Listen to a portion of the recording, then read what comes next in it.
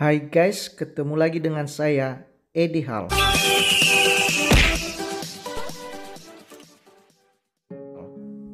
Sebelum melanjutkan pembahasan ini, saya mau disclaimer dulu. Bahwa saya speak up hal ini buat membantu meluruskan pembahasan saja supaya tidak timbul fitnah. Karena hal ini juga sudah disangkut pautkan dengan Putri Aryani, konten kreator dan netizen plus 62. Jadi sepertinya saya mesti speak up, paling tidak buat subscriber dan viewers channel ini yang berasal dari negara sono karena lumayan juga persentase mereka yang singgah di channel ini. I say thank you for them. Dan saya harap kepada teman-teman yang dari sono bisa menjelaskan kepada teman-teman, kepada saudara-saudaranya tentang apa yang akan saya jelaskan berikut ini. Check it out. Guys, gagalnya GH melaju ke final menyisakan kekecewaan yang sangat besar di hati para pendukungnya. Ya, itu bisa dipahami dan wajar-wajar saja. Karena kalau jagoan kita juga mengalami hal yang sama, tentu kita pasti kecewa juga. Itu manusiawi. Kalau hanya sekedar kecewa, ya wajar-wajar saja. Karena namanya juga kompetisi. Ada yang kalah, ada yang menang. Tetapi mirisnya, kalau mengikuti beberapa reaction para konten kreator maupun diskusi-diskusi netizen di media sosialnya para fans KH, termasuk teman-teman dari negara sono yang mampir di channel ini, sepertinya mereka tidak menerima kenyataan yang ada. Yang memilih dan memutuskan siapa yang lolos ke final kan para voters, pemirsa yang berada di wilayah Amerika Serikat. Tetapi yang dikambing hitamkan atas kegagalan KH justru dari berbagai pihak. Netizen Indonesia diserang, pihak EGT dipersalahkan, Simon dipersalahkan, bahkan Putri Aryani yang tidak pernah sepanggung dengan KH ikut diserang habis-habisan. Kebetulan saya suka mengikuti channel-channel orang sana, dan rata-rata yang dibahas adalah gagalnya GH karena adanya beberapa konspirasi. Dan di sini saya sudah mengklasifikasinya berdasarkan garis besarnya. Di antaranya 1, adanya konspirasi pihak EGT untuk menggagalkan GH dengan cara memberikan lagu yang sulit dan tidak populer. Katanya sih, menurut pengakuan GH di laman pribadinya, yang bersangkutan mengatakan bahwa bukan dia yang memilih lagunya, dia sudah menawarkan lagu stand up. Tetapi pihak EGT tidak mengizinkannya. Hal ini juga ditimpali sama ibunya saat live di Kanto Zero. Ibunya menyalahkan tim EGT yang tidak mengizinkan Gabriel membawakan lagu stand up karena lagu itu sudah benar-benar dikuasainya baik teknik maupun pelafalan bahasa Inggrisnya. Mereka menyalahkan tim EGT yang memilihkan lagu yang tidak populer untuk GH. Sementara untuk Putri dipilihkan lagu legendaris. Itu menurut mereka guys. Hello. Saya yakin jika diberi pilihan, Putri Aryani pun tidak akan membawakan lagu YouTube tersebut. Itu kan lagu lama yang populer sebelum dia lahir. Saya yakin itu populernya di angkatan generasi yang sudah tuir, sudah dewasa. Kayak kita-kita ini. Anak-anak milenial Amerika pun saya rasa tidak familiar dengan lagu ini. Tetapi karena bakatnya yang luar biasa dalam menginterpretasikan dan aransemen ulang, lagunya jadi bersinar dan menjadi stylenya Putri Aryani sendiri sampai Simon dan bahkan pemilih lagunya mengatakan bahwa Putri berhasil membawakan lagu tersebut ke level yang lebih tinggi. Ya, kalau kita mendengar versi aslinya kan sangat jauh berbeda. Aslinya bergenre country, sementara Putri membawakannya nyaris ke pop balada, ballad. Dia persis seperti Whitney Houston yang merombak habis-habisan lagunya Dolly Parton, I Will Always Love You. Dan disitulah letak keunggulan Putri saat mengeksekusi lagu tersebut sampai menarik minat voters Amerika. Lagian menurut Putri, sebelumnya kan mereka ditawar 10 lagu atau bahkan lebih untuk dipilih. Nah, biasanya yang memilih lagu itu langsung dari juri atau dari tim AGT Put? Atau koordinasi atau ngobrol dulu sama Putri Put, kita coba bawain lagu ini atau gimana? Ya, biasanya kita ngobrol-ngobrol. Dan sebelum kemarin Putri banget semifinal, itu Putri dikirimin lagu banyak banget. Jadi kita tiap hari itu Putri latihannya bisa ngafalin sampai banyak banget lagu. Kalau Putri hitung-hitung ada lebih dari 10 apa 12 apa 15 gitu. Pokoknya banyak banget, kayak jackpot lagunya dikirimnya banyak banget. Mengapa disiapkan 10 lagu? Karena untuk ajang seperti ini, tidak semua lagu boleh dinyanyikan di atas panggung. Tidak boleh sesuka-suka hati. Apalagi itu kalau lagunya orang lain. Ini berhubungan dengan masalah hak cipta Ferguson. Copyright. Lagu yang sudah disiapkan tim EGT berarti mereka sudah mengurus izinnya. Di antara 10 lagu atau lebih yang ditawarkan, pasti ada lagu-lagu yang populer maupun yang legendaris juga. Pasti semuanya lagu-lagu yang berkualitas. Cuman bagaimana kontestan menginterpretasikannya. Dan itulah kelebihan Putri. Dia benar-benar punya bakat. Dia komposer yang hebat. Dia benar-benar sudah siap di pasar. Yang sangat disayangkan, GH kurang jujur dalam mengungkapkan hal ini, sehingga menimbulkan opini di kalangan fansnya bahwa pihak EGT dengan sengaja memaksa membawakan lagu yang dibawanya kemarin. GH kekehnya membawakan lagu yang sudah bertahun-tahun dikuasainya. Dia pengen di sebatas zona nyamannya saja. Lah, ini kompetisi bro. Mesti ikut sistem. Semua kontestan juga ditawarkan hal yang sama dan diperlakukan sama. Hanya boleh membawakan lagu-lagu yang sudah disiapkan oleh tim EGT karena sudah diurus izinnya. Kalau mau bawa lagu sesuka hati, cover YouTube. Sorry. Lah, cover lagu-lagu di YouTube saja ada copyrightnya. Tidak boleh semua lagu bisa kita upload. Dan itu fair. Lagu yang ditawarkan kan bukan cuma satu lagu, ada banyak pilihan. Dan buat mutusin lagu apa yang akhirnya dibawakan kan melalui diskusi panjang. Bukan hanya sepihak dari tim EGT. Dan itu yang kurang diungkapkan oleh GH kepada followersnya. Sehingga timbul dugaan-dugaan bahwa ada konspirasi sengaja memilihkan lagu tidak populer untuk GH.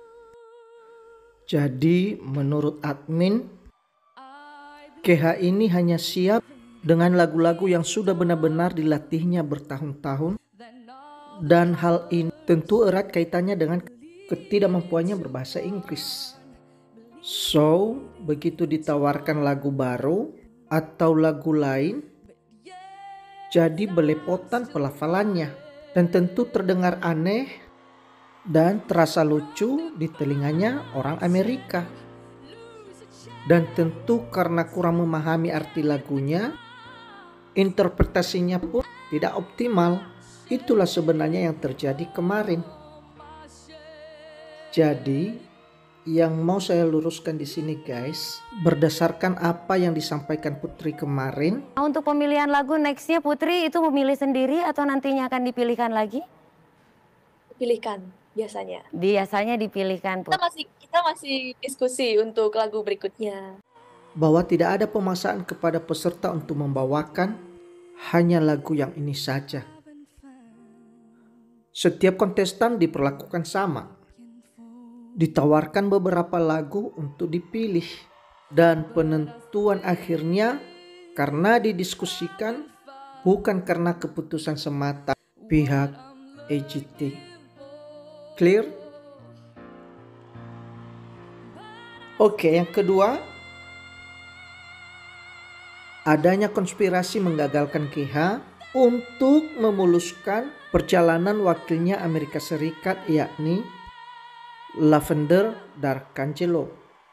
Menurut diskusi-diskusi yang santer dibahas di sono, KH sengaja dicegal agar perjalanan penyanyi andalan mereka tidak ada hambatan. Jadi yang kuat-kuat disingkirkan dulu supaya tidak ada lawan Lavender di final nanti.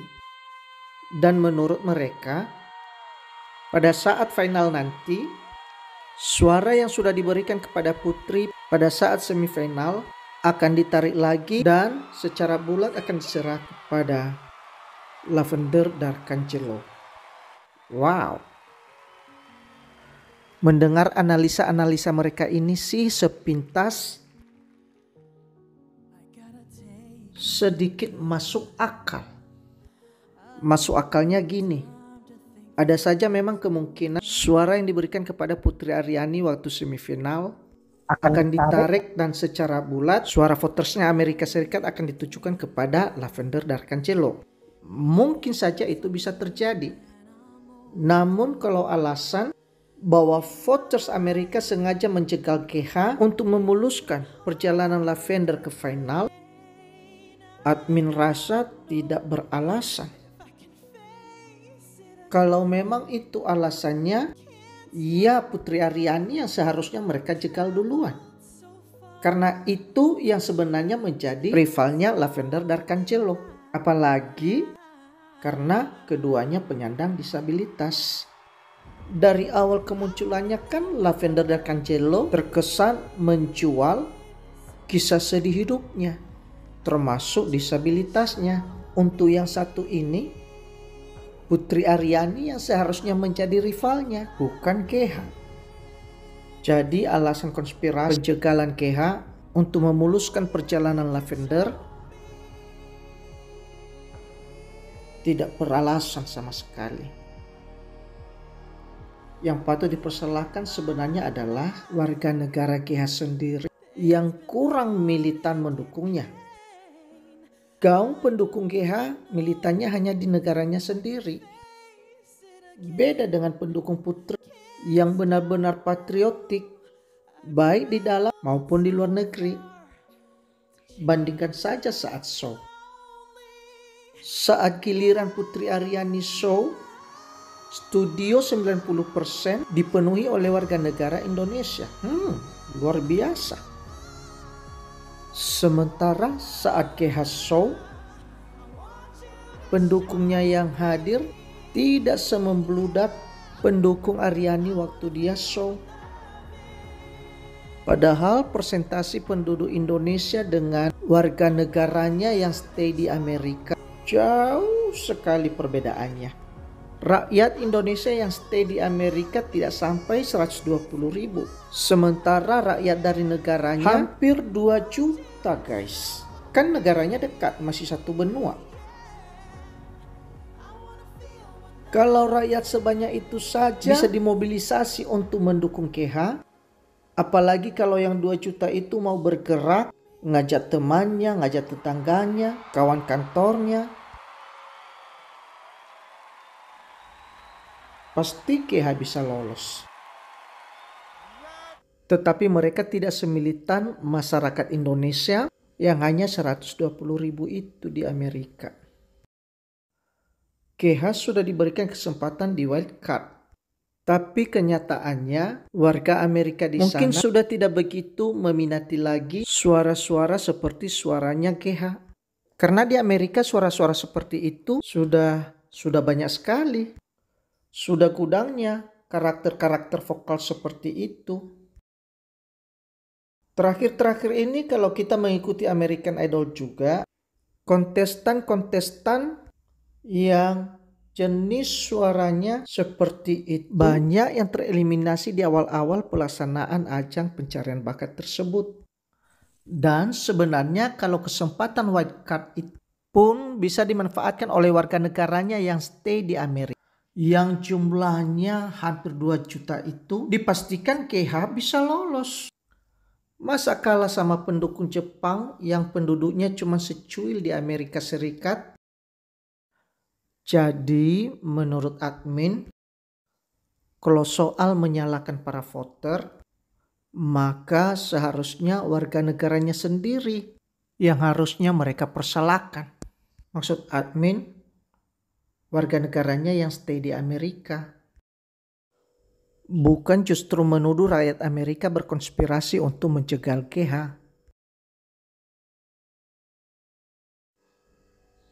Dan konspirasi yang ketiga guys, katanya GH sengaja digagalkan untuk memuluskan Putri Aryani karena Putri Aryani merupakan jagoan Simon yang notabene pemilih EGT. Ya, memang bukan rahasia umum lagi bahwa Simon begitu menyukai Putri dan mensupport Putri. Hal ini dibuktikan dengan golden buzzer yang diberikannya kepada Putri Aryani. Dan itu jelas. Dan itu tidak salah Ferguson. Masing-masing judge kan mempunyai favoritnya sendiri-sendiri. Dan itu sah-sah saja. Dan Simon sendiri, dia juga suka kok ngapresiasi penampilan para kontes yang dianggapnya cukup baik. Termasuk kepada GH. Komentar-komentarnya positif kok. Lagian, bagaimanapun para judges memfavoritkan seorang kontestan, toh yang memutuskan lolos tidaknya ke final kan para voters, bukan para judges. Para judges paling nantinya hanya bisa mencalonkan lagi melalui wildcard. Dan itu sudah dilakukan, sudah diberikan kepada GH. Tapi kenyataannya kan dia tidak lolos juga. Karena pada akhirnya penentu lolos tidaknya ke final adalah masyarakat, pemirsa TV, mereka yang memvoting. Mereka voternya, bukan para juri. Para juri itu hanya sebatas juru kampanye saja. Pemilihnya ya rakyat Amerika atau setiap orang yang pada saat itu sedang berada di wilayah Amerika. Jelas? Oke, itu clear ya. Jadi itu saja dulu guys yang sempat admin rangkumkan dari berbagai reaction komentar-komentar netizen, khususnya fans GH terkait gagalnya GH ke final. Apa yang saya sampaikan bisa dipertanggungjawabkan. Saya sudah mendownload, saya sudah men-screenshot semua pembahasan-pembahasan mereka. Makanya saya berani speak up di sini. Sekali lagi tujuannya hanya untuk meluruskan saja supaya pemberitaannya berimbang. Dan sebenarnya kalau mereka tidak menyentil kita yang di sini, ya kita diam saja. Tapi karena mereka sudah menyenggol dan terkesan fitnah, maka wajar kalau hal ini kita angkat sekali lagi untuk meluruskan pemahaman saja. Oke, buat saudara-saudaraku netizen plus 62, harap saat berkomentar di channel-channel YouTube internasional, terutama channel EGT, jangan ada yang membuli fisik. body shaming merupakan hal yang paling tidak disukai oleh warga Amerika Serikat. Ada Lavender.